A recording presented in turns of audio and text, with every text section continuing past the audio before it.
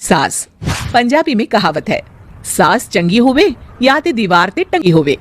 संगीता की शादी भी एक ऐसे ही घर में होती है जहां उसकी सास दीवार पर टंगी होती है। ससुर और पति शादी के पहले दिन उसे सास के फोटो के सामने ले जाते हैं, जहां ससुर जी कहते हैं, बेटा बेटा संगीता, ये तुम्हारी सास थी, बहुत नेक और भली, लेकिन थोड़ी गुस्सैल थी। गुस्सा आने पर सब तहस नहस कर देती थी, पर अब ये इस दुनिया में नहीं है। हाँ संगीता, माँ होती तो तुम इनकी कोई बात टाल नहीं सकती थी, वरना तो माँ घर में भूचाल ले आती।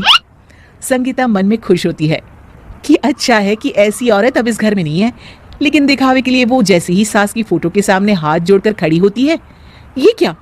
सास उसे देखकर मुस्कुराने लगी। संगीता आंखों को मलकर एक बार फिर से देखती है, लेकिन फिर सास के चेहरे का भाव, भंगिमा यानी एक्सप्रेशन बिल्कुल बदले होते हैं।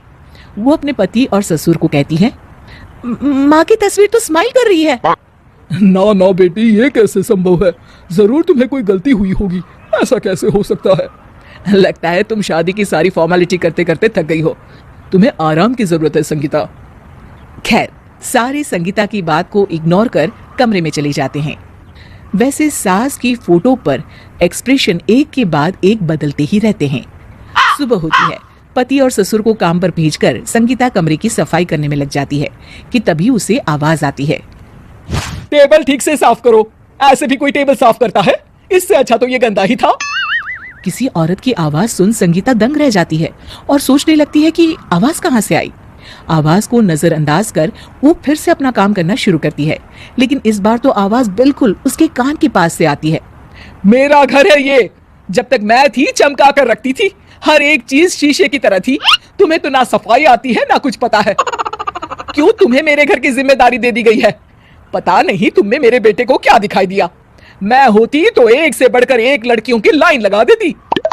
अब संगीता को समझने में देर नहीं लगी कि ये आवाज किसी और की नहीं बल्कि उसकी सास की है, जो दीवार पर टंगी है। वो उसके पास जाती है और कहती है, नमस्ते सासू माँ, मुझे तो कल ही लग रहा था कि दीवार में कुछ काला है।